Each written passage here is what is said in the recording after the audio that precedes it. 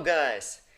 Now I'm gonna be taking you through the removal process of this nasty ransomware virus from your computer. This video is gonna include three parts: automatic removal, manual removal, and I'm gonna show you some file recovery methods that you can use to try and get your files back.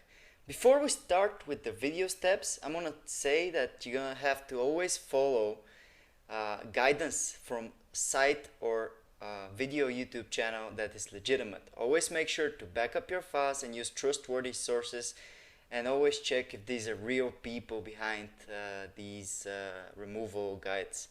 So let's get on with the removal. For the automatic removal, we're going to be using an advanced anti-malware software which you can download by opening the video and clicking on the link in the description. It's going to take you through a removal article about the specific virus, where you can find the download button, which you should click, and it will take you to the download page where the download should start automatically, and then you have to open the installer that you downloaded.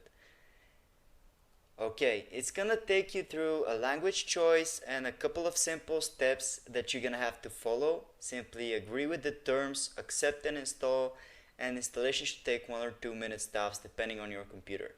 After the setup is done, this scan should start automatically, and when it's done, you click on finish and the scan is gonna start. Now that's it. Basically now the software is looking for any virus files, objects, cookies, anything that may be even potentially malicious, and any virus will hopefully be detected and removed. When it's done, simply select the threads and then click on the next button to remove it. It's easy as that. Now, so much for the automatic removal. Let's get on with the manual removal. For the manual removal, I highly suggest that you back up the encrypted files and that you have some experience with removing threads. What you're gonna do is gonna copy the files on a flash drive anywhere else on your computer, because you never know what's gonna happen. Your computer is still infected, still under threat, and at this point you don't know what's going on, So you're going to copy them to a flash drive, set them to a cloud drive, and then you can go on with the removal freely without any worry, because the files could be recovered. Now, let's find the virus files. To do that, you're going to search for Show Hidden Files and Folders, and then you're going to click on it. Alright. In it, you'll see Show Hidden Files, Folders, and Drives. You're going to mark it with your mouse and then you click Apply, and then click OK to accept the setting. Now we can find the file even if it's hidden.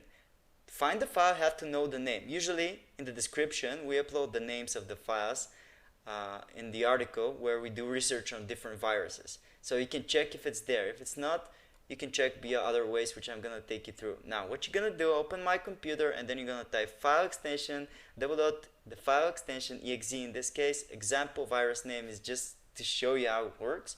You're going to type the file name, and then Windows will take care of the rest. And you hit enter, it's going to hopefully locate the virus file, search for it, and locate it like shown here. And then you have to delete it as an admin from your computer, and basically that's it. You've taken care of the virus now. Be advised, you need to have experience, like I said, in removing threads to be able to find these files.